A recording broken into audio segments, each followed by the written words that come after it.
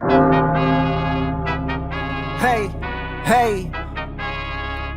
Really the only thing that gon' be normal is distribution. Normal folks gon' infuse some. Optimize your lineups and you feed the rest, you mute them. Turning it up, these numbers are loud. Peeping this game from a nimbus is wild. Making it rain. While I embrace all this risk, I'm insane. Talking about that best bell, I'm the best till. Into the next well, guess I got next still.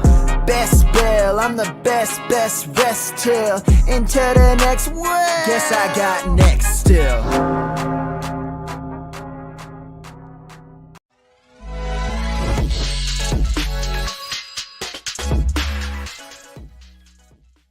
And welcome to the Best Ball Fantasy Football Podcast and live stream. I'm Bradley Stalder, and tonight I'm proud to be streaming here on Roto Underworld Player Profilers YouTube channel. Thanks for joining me tonight. It's going to be a lot of fun. I have a jam-packed episode of best ball knowledge and a little bit of insight into where things are going ADP-wise and giving you some insight into the Best Ball Mania 4 Underdog Draft and why Week 17 is even more important in 2023 than it was even for the Week 17 bros back in 2022 in hot best ball summer.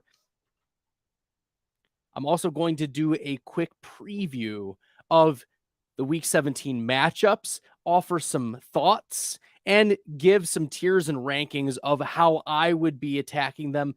And one thing to keep in mind as we're looking at Week 17 is, we're talking December 31st. It is May 16th. So much can happen in 7 months. It's about giving you the opportunity to create super teams and giving your team the chance of making it not only all the way, but also making the money. That's what we're here for, is to make the money here in the Best Ball Mania 4. So we're going to go through risers and fallers this week, since this past week. We're also going to look at the importance of Best Ball Mania 4 and Week 17, and then tier and rank the Week 17 matchups, followed by giving an analysis of a best ball team that was submitted on Twitter. And if you want your best ball team analyzed here live on Roto Underworld Player Profilers YouTube channel on Tuesdays every week from 8 to 9 p.m., make sure that you drop it in my DMs at FFStalder. You can follow me on Twitter there.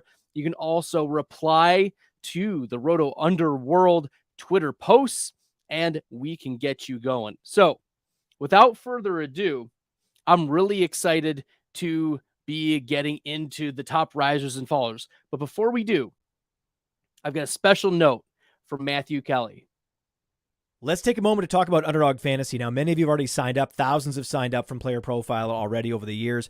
Underdog has supported us since 2020. Much of what you see on Player Profiler is because of Underdog, because of their support. Get the Underdog app, plug in that promo code Underworld, and they're making the NBA fun. Their NBA pick'ems, it's changed my Wednesday night. It's changed my Sunday afternoon. I used to play Underdog just for the best ball drafts. The best ball drafts are amazing. These draft rooms fill so quickly, and you can win life-changing money. You want to take advantage of all the sleepers we talk about on this show? Well, what better place than in an Underdog draft room to do that? And I recommend taking your Underdog play to the next level by diving into their NFL pick'ems. It's important to correlate those NFL pick'ems. You can pick both the quarterbacks and the wide receivers to exceed expectations. Correlate them, and you can 5x your payout. Bada bing, bada boom. Underdog Fantasy, the promo code is Underworld. For an instant deposit match up to $100. Underdog is the truest friend of the Underworld. That's right. Use promo code Underworld when depositing for the first time on Underdog. All right, let's jump into it. We've got the biggest risers and fallers since May 9th, 2023, the last time we were together here on the Roto Underworld live stream. The biggest riser, percentage-wise, since May 9th, relative to ADP, is Tyreek Hill. He's jumped from between the 5th and 6th pick to between the 4th and 5th pick. And you're thinking to yourself, well, that's not a lot. That's 0.7 spots. But in the first round, significant shifts like that are monumental. We're seeing increased confidence in Tyreek Hill. And this was a player last year, 1,700 receiving yards, only 7 receiving touchdowns. He had over 2,000 air yards. And this was with Tua dealing with his injuries, which we know he left multiple games with the concussions. And Teddy Bridgewater was, he was fine for some of the games, but we were even getting to third string quarterbacks for Miami in some cases. Mike White is a gunslinger, and Tua should be ready to roll here in the fall of 2023. So the increased confidence in Tyreek Hill has been reflected here in his ADP. Next, Alexander Mattison has jumped from pick 104 to pick 109 on Underdog. And this is a big deal because we've gotten news that Dalvin Cook is expected to be cut as a post-June 1st designation, leaving Alexander Mattison, who's being paid a decent enough, I think is like $6 or $7 million guaranteed. For a running back, that's really nice. And especially for a running back like Alexander Mattison, that is a good amount of money. And he can play, he stepped in from time to time in Cook's absences when Cook's had his shoulder injury. But Mattison last year was not very effective. I mean, over the last 2 years, in the 33 games that he's played, he's had a 3.7 and 3.8 yards per carry, which yards per carry is sometimes considered an offensive line stat. But if he's not contributing a lot on the ground in his yards, he's not getting dynamic play. I mean, we're talking about yards per route run is only 6. His breakaway run rate was 1.4% last year. Like, he is not getting away from people and not a dynamic option. So if I were pivoting here, I would consider attacking the Ty Chandlers and Dwayne McBrides of the world. And that is partly biased. I am a big Dwayne McBride truther, but Alexander Mattison on Underdog has risen significantly because he's getting paid like he's the lead dog. And then he's stepped in on a few occasions and taken over. I mean, he had 10 carries in week 18, finished with 19 fantasy points last year. In 2021, week 3 against Seattle, 26 carries, 23.1 fantasy points.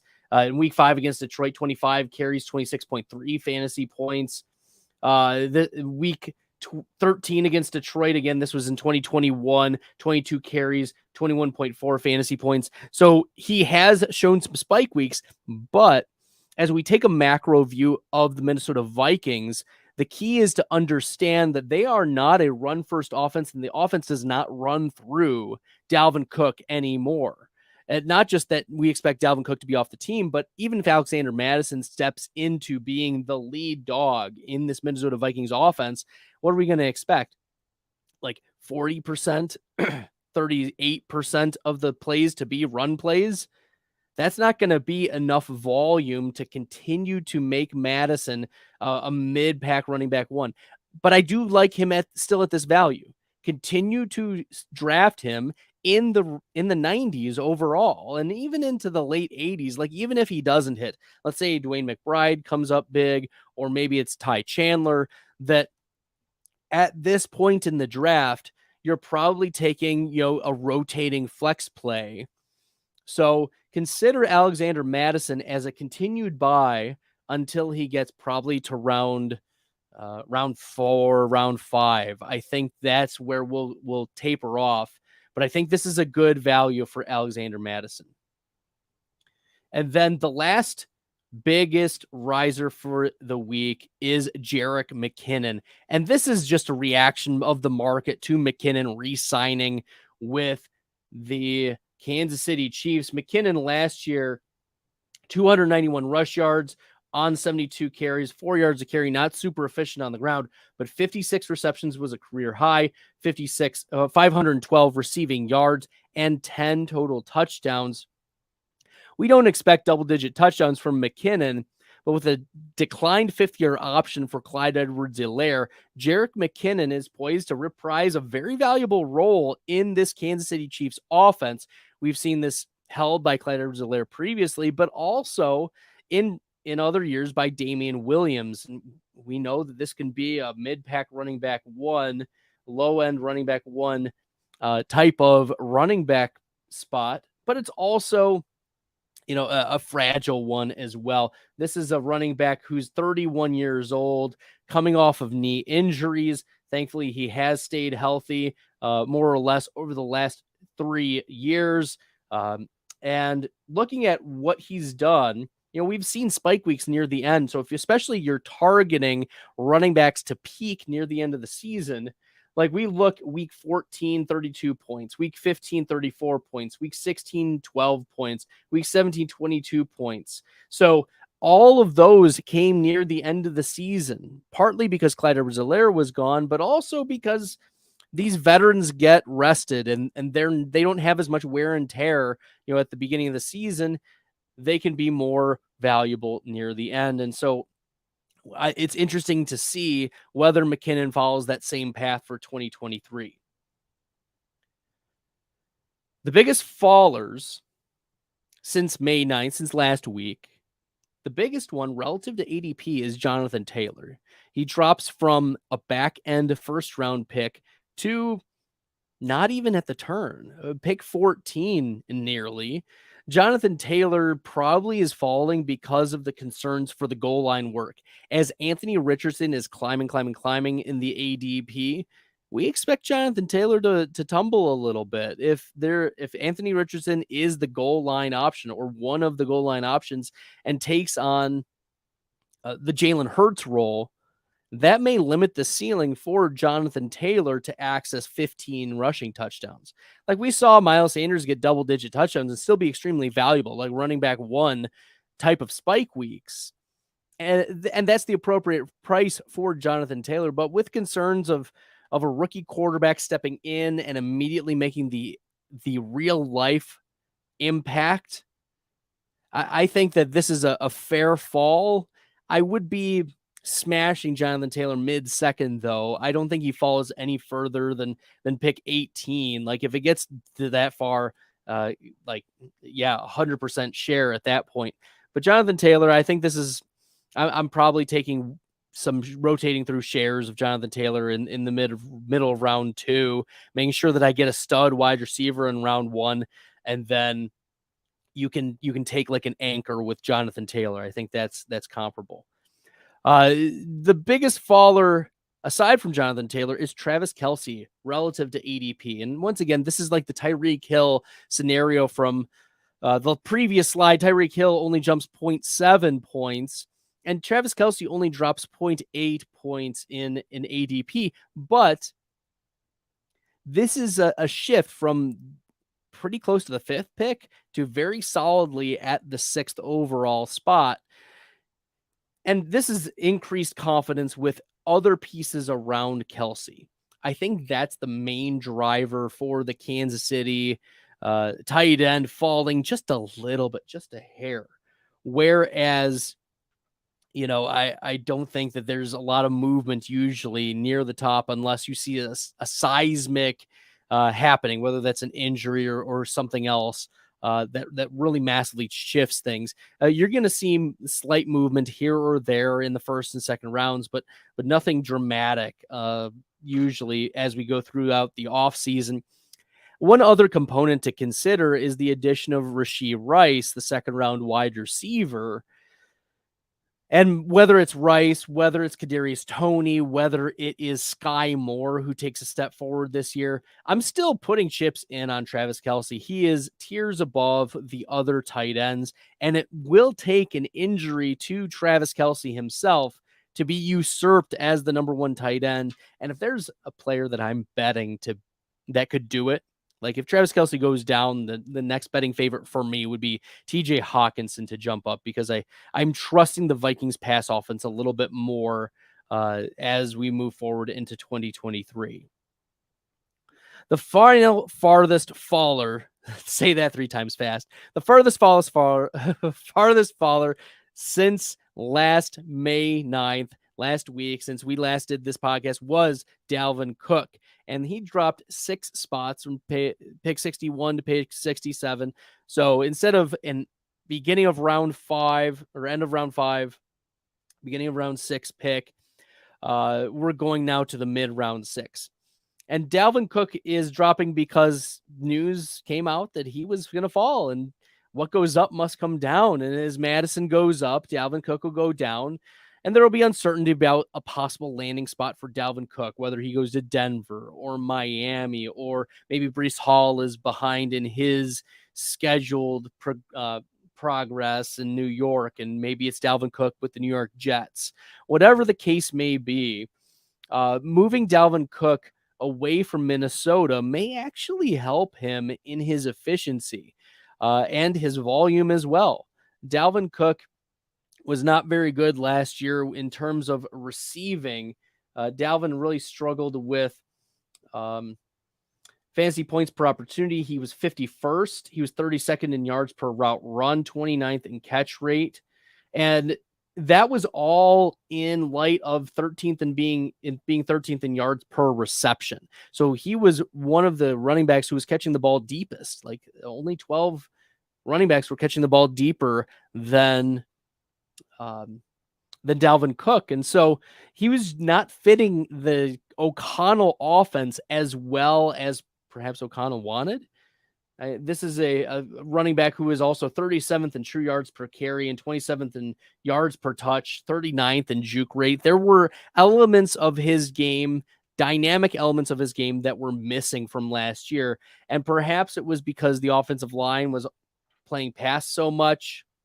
Maybe it was that the volume just didn't get him in the rhythm as much. Whatever the case may be, Dalvin Cook ran a lot of routes and did get a lot of targets, but was not very efficient with them. So if he goes to a team that just leans onto him as the back and has a decent offensive line, you could see his ADP jump back up into maybe the 4th round, the 3rd round. There's always that question of, is his shoulder still good? And he's going to be turning 28 during the season. So this former 2nd round pick out of Florida State may be looking for a new home very, very soon. All right, so that was part 1. There are 4 parts in tonight's live stream. The first part we talked about furthest risers and fallers. Now we're going to talk about Best Ball Mania 4 briefly. And this is the second lesson. If you want to find out the first lesson, go back to last week's podcast on the Player Profiler YouTube channel and check it out. This lesson, however, is that week 17 matters even more this year for the Best Ball Mania 4 tournament. And I don't think that's being talked about enough. Just like last year, it feels the same through weeks 1 through 14. The top 2 in your draft do advance. So you want the most points in your draft, and that's how you're going to advance into this next round. But what is different is week 15. Last year, it was if you were put in a group of 10 and you had to be in the top, you would be the number 1 in your group of 10. Now in week 15, you have to be the number 1 in your group of 16. That's a significant shift. 1 out of 10 is 10%. 1 out of 16 is about 6.6%. Okay, so there's about a 30% more difficult opportunity for you to get to week 15. Then week 16, top 1 of your group of 16, you have to be that top 6% to get there.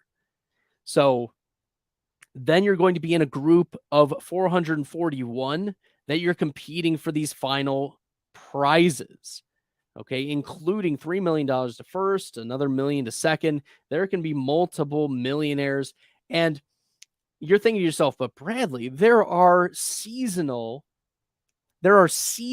prizes. Like if you score some of the most points during the regular season, you can get there. And I say, that's all fine and good. But we're going to take a look at why week 17 does matter even more this year, despite the increased perception that the regular season matters as well. Okay.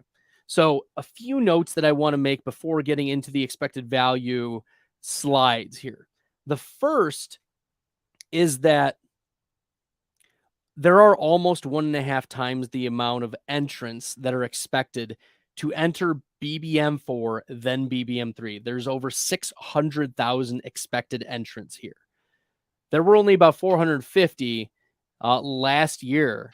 And I mean, this is a massive, massive tournament. I mean, I know DraftKings, has their 800,000 plus entrants, but this is a larger tournament than last year. Let's not lose sight of that. It is also tougher to advance in week 15 this year than it is in BBM3.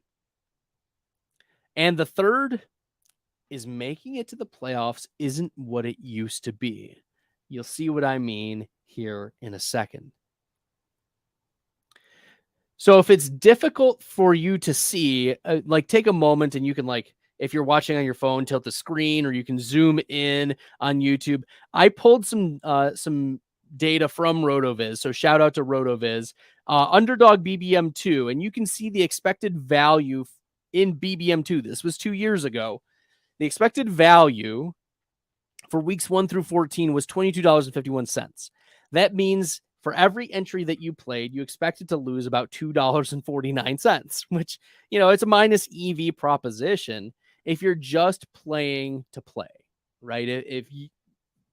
It's difficult to make it back if you're just playing to play.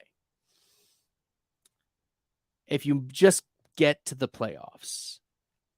But then we start to see where the multipliers come in, right? In BBM2 in week 15, $135 is your expected value, and that's significant. If your entry is $25, you've made not only your 25 back, but an extra 110. And it's 6 times more valuable than just making it to the playoffs. So getting to week 15. Week 16 was nearly $900 and a nearly 40 times multiplier. Okay. So this is a big deal that you're seeing the multipliers grow and grow. And this makes sense. These prize pools are pretty top heavy. And then when we move to BBM3, we'll see that there are differences. But in week 17 of BBM2, the expected value was $13,000. So if you can make it there, you are 500xing your entry, which is really cool. Okay. Now moving to BBM3, the expected value between weeks 1 through 14 and BBM2 and BBM3 were virtually the same. It was off by a couple cents. It was a little less valuable if you were just trying to get to the playoffs. Okay. And if you were just trying to win your group in your draft. And it was even less lucrative to make it to week 15 relative to BBM2. So a lot of the chips had been moved to, this flattening out, right? In BBM 3, 861 was your expected value in week 16. And week 17, $11,700. It's a lot less. The multiplier was lower in BBM3 than it was in BBM2. Now, we have the information and how the payouts are going to work out. So I did the expected value calculation for you, and we're going to do a comparison here between BBM2, 3, and now BBM4. So I made that a little bigger so you can see it. In round 1, weeks 1 through 14, the expected value is still $22.14. This is comparable to the previous years, multiplier 1.0. But week 15, just if you make it into the playoffs, but you don't advance to round 3, you're stuck in round 2, 56.55, and you're thinking, okay, well, $56.55, that's not terrible. I mean, it is relative to what it was previously. This is less than half of the multiplier from BBM3, and it's 2.5 times less than BBM2. So you even trying for just week 15 and saying, you know what, I'm just going to play for week 15. I want to just play for those. No, like there's no incentive for you to be just trying to get to the playoffs, because the expected value jumps massively to week 16. Notice in BBM2 and BBM3, the expected value is 897 and 861. In BBM4, week 16, the expected value is $1,221. That is a 55 multiplier of our initial expected value. In previous years, the multiplier was 39 and 38. So this is a huge jump for the importance of week 16. Getting there matters more than in previous years. But that shouldn't shift our view from week 16 and saying, you know, I'm going to play for week 16. No, this is why week 17 will matter more. In previous years, week 17 expected value was 13,000 and 11,700. This year it's jumped to over 14,000, nearly $14,500. And the multiplier is 653. This is bigger. With all the talk of the importance of the regular season, so much more money is being put into winning this overall tournament. $3 million, 30% of this tournament winnings goes to one person. 3 million of the 10 million in the tournament setting. 5 million will go in the regular season, but I included that in the weeks 1 through 14 value. So we need to be valuing week 17 even more, given this massive shift in BBM4's expected value for week 17. So it is going to be important for us to take a look at these week 17, be conscious of how are we correlating, how are we stacking, and we'll talk more about stacking in future live streams and podcasts, but this one is massive.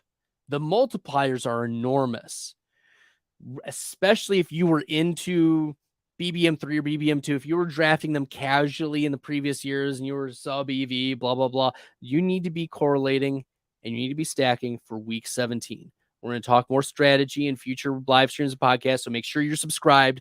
Make sure you're hitting that like button. Make sure you put in the comments, DM me on Twitter at @FFStalder. Let me know what specific questions you have about the stacks, and we'll get into those.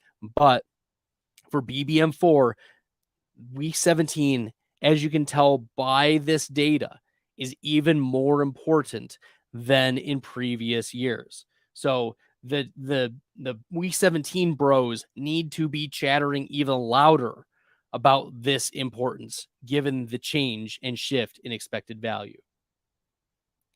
Okay, so to recap, this is a larger tournament than last year by about 200,000 entries. It is about the same EV or expected value to make the playoffs in BBM4 as previous seasons. And that's including the most regular season points monies. And then week 16 is plus 42% EV compared to last year. And week 17 is plus 23 EV compared to last year. So you need to be in on week 16 and week 17, given the shifts that we've seen here in the payout structure. This is why week 17 is even more important in 2023 than it was last year. Okay. So we've looked at risers and fallers. We've looked at the EV, the expected value payouts of Best Ball Mania 4, and why it's even more important this year in 2023 for you to be stacking and correlating for week 17. Let's talk with week 17. I'm going to give a brief overview, probably about 15 minutes of going through each of these matchups. I'll probably give about a minute synopsis each, just telling you which matchups I'm targeting, which ones I think have good offenses, maybe sneaky upsides, some that have weather concerns, but maybe are lower owned as well, or lowered rostered. And then finally, reasons why I think there's some risk for these teams. That doesn't mean you shouldn't draft these stacks if I have them in the high risk. It just means that you have to acknowledge that there are things that can go massively wrong in week 17 for these teams. We'll start first with the Bengals and Chiefs. Everyone should be in on drafting Bengals and Chiefs. What's going to be difficult for you is to finding the right combination, right? Are you going to be drafting Jamar Chase and Patrick Mahomes in round 2 to get like a correlation going? Are you going to be stacking Chase and then Higgins and then Burrow? Like, is that going to be your move? Are you going to draft a late Irv Smith, or are you going to take, an Ilyasova or Charlie Jones in round 18?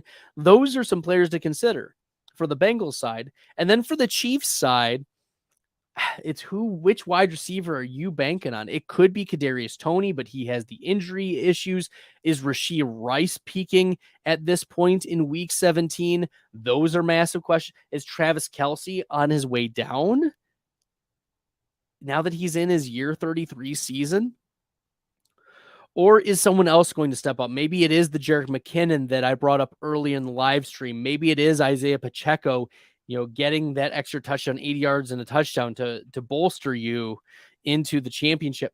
But finding the right percentage rostered, that these are going to be popular as well. So maybe, you're going to want to pivot to one of these other, what I consider elite matchups, what could turn into shootouts. Okay, let's talk about the Miami Dolphins and Baltimore Ravens. This game could also be a slugfest, partly because we like a lot of the players in this, the Tuas and the Tyreek Hills and the Jalen Waddles, but it's also, we have seen the Baltimore Ravens surround Lamar Jackson with some weapons.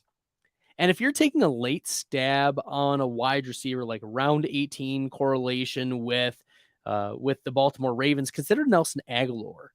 A deep threat. Maybe he goes for one catch for 40 yards and a touchdown. And that's the difference of you setting yourself apart from other people in that tournament. And then, it's going to be pick your poison when it comes to the middle rounds. Odell Beckham, Zay Flowers, and Rashad Bateman are all being drafted around the same spot. It's going to be difficult for you to pick which one is going to emerge as the wide receiver you want in week 17. Maybe it is Zay Flowers, because we've seen the progression of first round wide receivers by the time that week 17 rolls around. But maybe it's Rashad Bateman, who was drafted in the first round a couple years ago, but it just failed to stay healthy since his career had started. And maybe it is Rashad Bateman year. Maybe it's Mark Andrews that you have to draft in the end of the second, beginning of the third round in Underdog Fantasy. Nevertheless, this game could be a shootout because the last game between these teams was also a shootout. They combined for 80 points. Tua went 36 for 50 at 469 yards, 6 passing touchdowns. Tyreek Hill, 11 catches, 190 yards, 2 touchdowns. Lamar Jackson threw for 3 touchdowns, over 300 yards passing, and had 119 rush yards and a rushing touchdown. So this team, and this was also a Rashad Bateman game, by the way, this game in week 2 of the 2022 season was fireworks. Now, maybe it's a little colder in Baltimore. Maybe there are issues. Maybe Tua has suffered another concussion and he's out for long term. Like, there are narratives to this game failing for sure, but we've seen elite upside from these two teams in the past. And with similar personnel, this could be another shootout. So I consider this in an elite tier and probably not as rostered or as strongly correlated as the Chiefs and Bengals, as we've seen before. The next elite matchup is how I consider the Lions versus the Dallas Cowboys. And this may be a popular one as well. So if you're trying to like play the market, maybe you avoid this elite matchup in a lot of your drafts. You know, you like stacking the Jared Goffs with Amon-Ra St. Browns. That's actually a pretty nice stack. Amon-Ra back in the first round, beginning of the second round, he's going as wide receiver 10 right now. I think that's a pretty nice value on Amon-Ra. But also drafting the tight ends late. Maybe it is Brock Wright who catches the touchdown. Maybe it is Sam Laporta. But I also like where the Dallas tight ends are going. If we look at the ADP right now, Jake Ferguson is going as tight end 30, and Luke Schoonmaker is going as tight end 35. Don't forget about these tight ends in the Dallas offense. That could be a last round or second to last round stacking or correlation consideration if you are competing in this final round. And of course, we want to be stacking our tight ends, and especially if they're not elite, you want to be banking on that connection from the quarterback to their team's tight end. That's going to separate you from the field.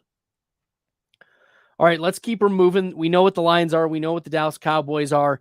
We're going to move to the Green Bay Packers and Vikings, the Minnesota Vikings. This is in Minnesota, which is why I've moved it up to the good offenses with flaws.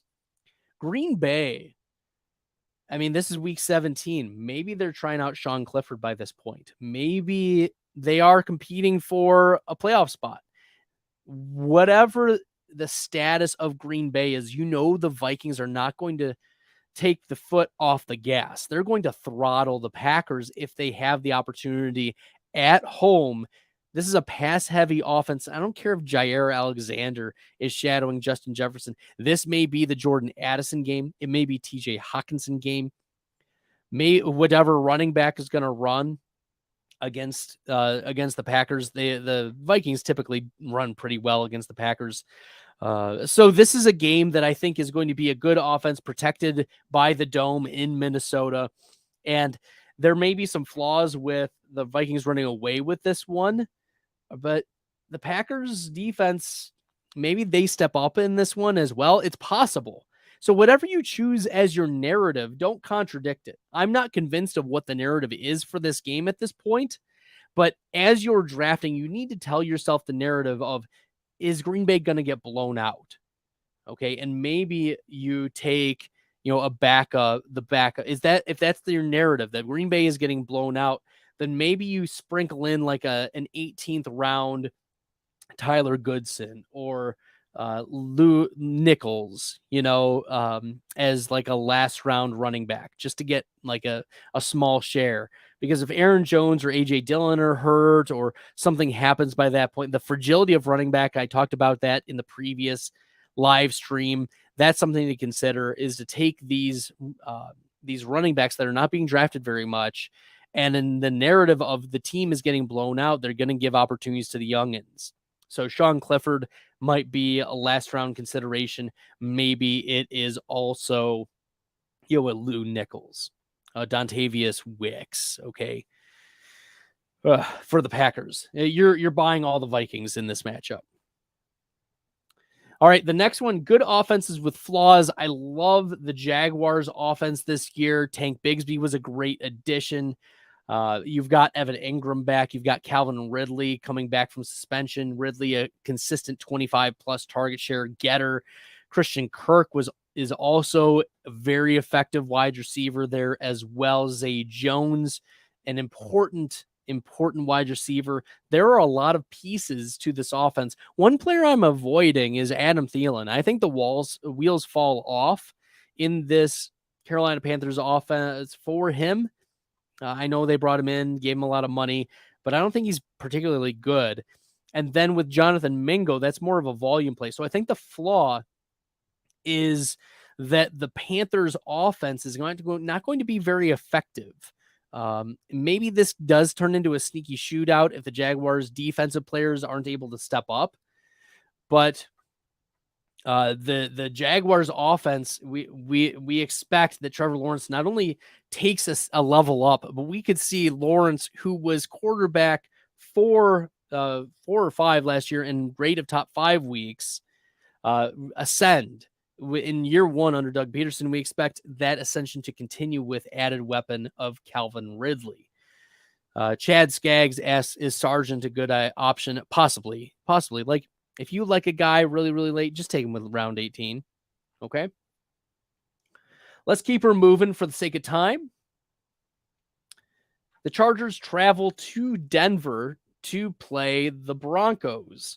And I put this in the good offense with flaws category because this could once again turn into a shootout. This might be an elite option. The Justin Herbert plus new offensive coordinator Kellen Moore plus Quentin Johnston. Austin Eckler will reprise his role as the pass catching option out of the backfield. Gerald Everett is there. That's a nice late sneaky option. Because right now Gerald Everett is going as tight end 19 on Underdog Fantasy. You can get him for pretty cheap, pick 167. So this is a team that I want in on the Chargers. If it wasn't the Broncos, I probably would have moved him to elite. But the flaw here for the Broncos is we don't know whether the Broncos are actually good. Like, this is, we hope that Sean Payton has turned it around, but there are enough eyebrow raises to say last year was bad. And is it going to be Cortland Sutton still playing? Is it Marvin Mims? And I like Mims as a late round stack option. He's going as wide receiver 73, but the Broncos traded up into round 2 to go get him. He's being drafted at pick 171. I like this correlation of if you go with the Chargers stacks to have a comeback round with Marvin Mims, if you don't want to pay the price for Jerry Jeudy, because right now Jerry Jeudy is going as wide receiver 23 at the end of the 4th round, pick 46. So I think that this is one of those plays where I'm probably targeting the Chargers, but the comeback around for Denver could be a possibility. If the ADP for Javonte Williams continues to drop, I may be in on that as well. We saw how J.K. Dobbins last year was really effective in like the last third of the season. So if we expect that Javonte is going to follow the J.K. Dobbins path, we're not going to expect too much from Williams during the first half of the season, but the second half of the season could be extremely valuable for fantasy. We saw what J.K. Dobbins was able to do just rushing the ball. He wasn't used much as a receiver for Baltimore, but Russ is willing to pass the ball, as we know from the Super Bowl. So this Chargers-Broncos game could very easily turn into that elite tier. The San Francisco-Washington game is one that I'm also watching very closely with the Brock Purdy, Trey Lance, and Sam Darnold competition and news. And the uncertainty about the San Francisco quarterback position allows you to draft and rotate through those options. And you could create a super team with how late some of these quarterbacks are going, right? Like looking at where the earliest San Francisco quarterback is going off, it's Trey Lance at quarterback 24. And then if you keep going, Brock Purdy is at quarterback 28. And then if you keep going, Sam Darnold is at quarterback 35. The 49ers have 3 quarterbacks being drafted in the top 35 of Underdog Fantasy. There are only 32 starters. So something's got to give at this point. I mean, Ryan Tannehill is the odd man out. He's quarterback 33, and we expect him to start. But whoever the San Francisco quarterback is going to be extremely valuable. And that's why I think going after these San Francisco stacks could be, the leverage you have on the field. George Kittle going at tight end 4. I think ahead of Kyle Pitts is fair, especially given his history of spike weeks. But also, if we look at Ayuk, Brandon Ayuk's going as wide receiver 31, and Debo is going as wide receiver 16. I like Ayuk better at that price, especially at what quarterback could be available that late in the season. I think that whoever you're choosing to stack, it's going to be a valuable pick. And if we're playing expected value, if we're playing that game, continue to rotate through those San Francisco quarterbacks, given how cheap they are, because at some point we're going to get clarity, and at some point we're going to see some super teams rise because we'll know who the starting quarterback is going to be. And you want your week 17 correlations to fit. And that's a really cheap option if you just get one spike week from George Kittle or one spike week from Brandon Ayuk, or if you got Christian McCaffrey as your running back one, you're expecting him to act as a receiver and stack him with one of those late San Francisco quarterbacks. So consider that. That's why I have it in the good offenses with flaws, because there's some flaw happening in that. And Washington, the flaw obviously is Sam Howell.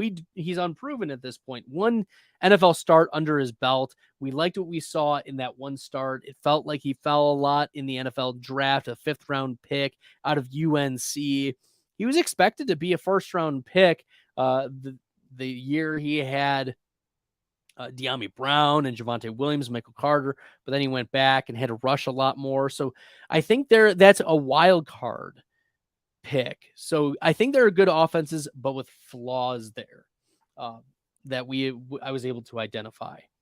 I still like some of the Washington players going like Curtis Samuel still is interesting with a spike week possibility. I'm not really in on Logan Thomas, but one of the Washington players I am really in on is Antonio Gibson. Antonio Gibson offers the pass catching upside. We've already heard Ron Rivera come out today or the last couple of days and say that he wants to get Antonio Gibson the ball more. And Gibson was dealing with injuries last year, so I'm not too worried about the efficiency metrics. I am excited about J.D. McKissick being gone out of this offense. So this is one of those good offenses with flaws type of matchup that maybe it's 20-17 or maybe it's 35-28. And this is the matchup that you want, but it was discounted so much because of people who were afraid to draft San Francisco quarterbacks. All right, we'll keep her moving. The Rams take on the Giants. I think that's a sneaky pickup. Stafford is going pretty late in drafts right now. He's going as the quarterback 22, behind Jordan Love, behind Derek Carr. He is a year removed from an MVP, Super Bowl MVP season, and we're just leaving him to die. You know, like quarterback 22 is I think a lot of recency bias. Cooper Kupp should be back healthy this year. Tyler Higbee will reprise his role. And Puka Nacua is nothing to scoff at. You should be considering Puka Nacua, the rookie wide receiver out of BYU, in your Dynasty rookie drafts. And maybe it's Puka Nacua who's the one who steps up as the wide receiver, 2, 3 behind Cooper Kupp. The Rams need other players. Maybe it's Van Jefferson that you're stacking, but I think Puka Nacua played really well at BYU, was one of the highest graded wide receivers in college last year. So consider that a sneaky upside pick. If you want to take some shots on Van Jefferson, I mean, he's mad, but maybe it's the one game where he goes 4 for 70 and a touchdown. That's something to consider. But I'm also looking at this New York Giants draft and saying, you know what? If I'm going to take Danny Dimes, I'm going to take some of the really late receiving options. Maybe it's Isaiah Hodgins, who's being forgotten about. My league winner, when I visited the GOAT District podcast for, I think it was week 14 or 15 of this past year, I said that Isaiah Hodgins was going to be a league winner, a deep sleeper league winner. And he was a flex play for you pretty much every week for the rest of the season. So I think that Isaiah Hodgins is a wide receiver that you want. You may also want to consider Jalen Hyatt as a spike week possibility, or Darius Slayton. All of these 3 players are deep threats. I'm not really entertaining the Jamison Crowders, Wan'Dale Robinsons, Sterling Shepherds of the world because of their low ADOT. I'm not banking on them. And Wan'Dale is also coming off the ACL. We've got Raiders at Colts. This is in a dome, so that's going to be pretty nice. It's just, I would draft Anthony Richardson naked, but his value right now, he's jumped up all the way to quarterback 10. I mean, pre-draft, the day before the draft, Anthony Richardson was going as the quarterback 24. That's not working out too well for if you faded Anthony Richardson pre-draft. No, you need to be drafting these types of players is the thing. Because I had a lot of shares of Anthony Richardson at quarterback 24, and now I've made a super team. And that's what these are all about, is taking the players that have the pathway to score lots of fantasy points. So I'm really interested in the Indianapolis Colts, and I'm kind of fading a little bit the Raiders. I don't think Jimmy Garoppolo is particularly good. There are reports that came out today that Devontae Adams is unsure that he sees eye to eye with the front office of the Raiders. So maybe there's some tension that needs to either be alleviated or may have risen to the surface by the time we get to week 17. So I think this is one that I'm mostly avoiding. If I were to pick one that is in my sneaky section. I also am not too excited about this Steelers Seahawks, and I get that there's some love for Kenny Pickett that's come up on Twitter. I don't get it, but I do like what the Seahawks did on offense. But this might be the one of the best teams that the Steelers has put together on defense in quite some time. And so I think that the Steelers and the Seahawks could end up having like a 17-14 type of game where it's Kenneth Walker, Zach Charbonnet, and Geno Smith is hitting JSN for, your 12-yard plays, and maybe DK has a big game, but I'm not in on this matchup. Like, I think these are two avoids, the Raiders Colts and the Steelers Seahawks for me. I'm not super excited about that in my initial reaction to the schedule. Now, this next row, I'm going to breeze through it real quick because it's going to be December 31st in week 17. And we know how Buffalo, New York gets. It can be snowy. It can be hailing. It can be lake effect. Schools could be closed. And the Patriots are playing the Bills, and we've seen how that can turn into just a mess.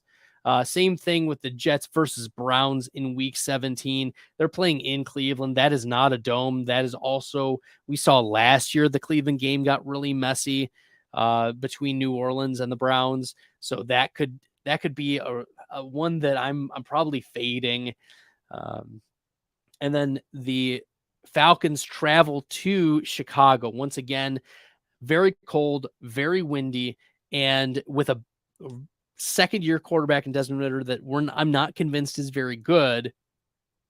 They travel to a team these are the two run heaviest teams in the NFL.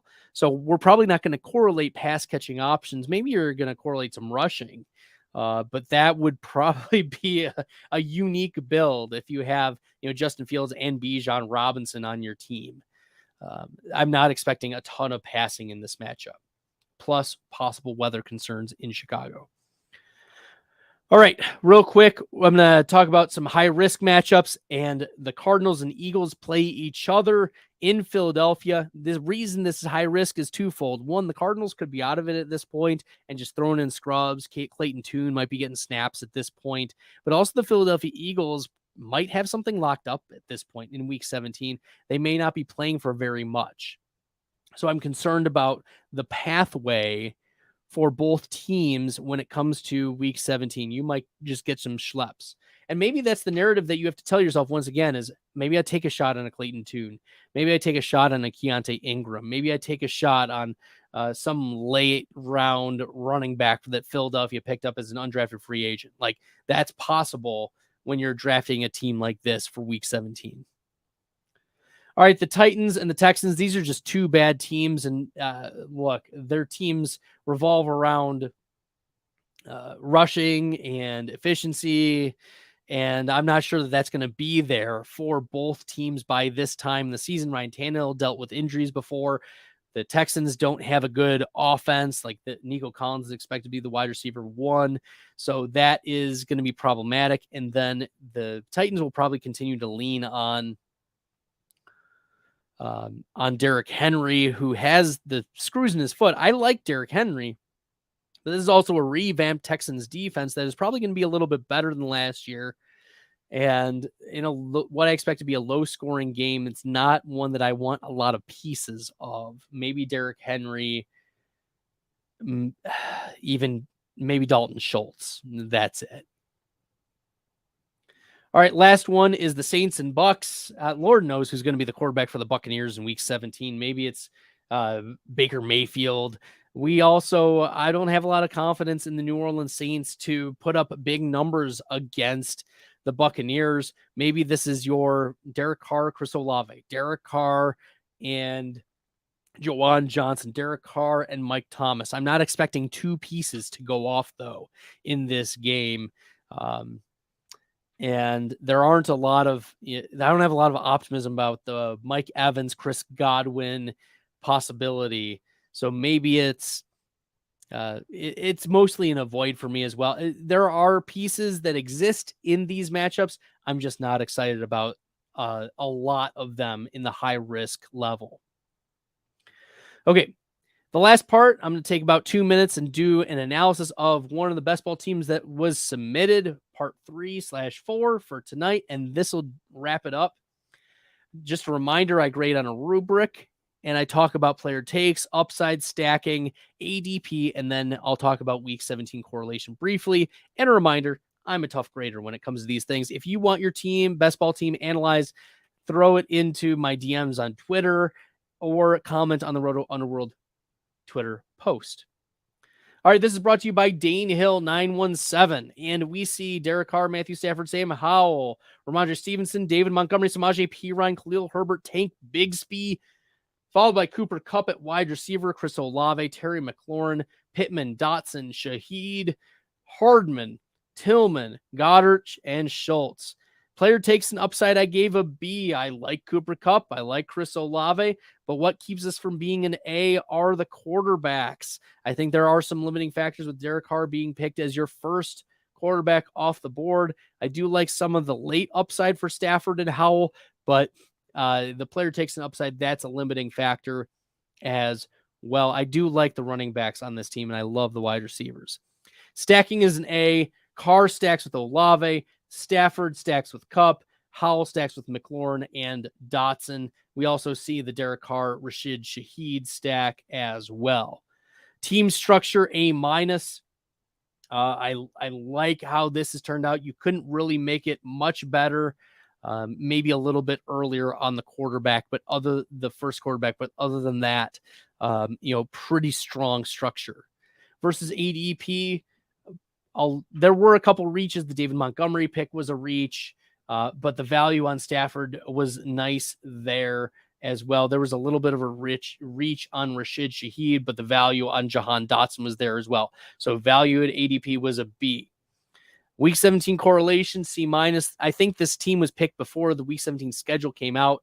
The stacking just exists with this correlation this correlation is C-. There was the stacking elements, but then the New York Jets, Cleveland, Hardman, and Tillman correlation exists. So overall, this was a B, brought to you by Dane Hill 917. Well, that will do it for today. I appreciate all of you jumping in. Make sure you hit that subscribe button. I love all the interaction that we got in the chat and the submissions of the best ball team. I hope that tonight was really helpful and informative for you. Make sure you're following me on Twitter at FFStalder. Check out bestballfantasy.com as well. I'm taking advice requests. You can DM me on Twitter. You can Did It me as well. You can get the Did It app and request me to give you advice as well there. And on behalf of Matt Kelly and Billy Muzio and Theo Greminger of Player Profiler and Roto Underworld, I'm Bradley Stalder of Best Ball Fantasy. It's my honor to be here. And until next time, good luck in the best ball streets, everyone.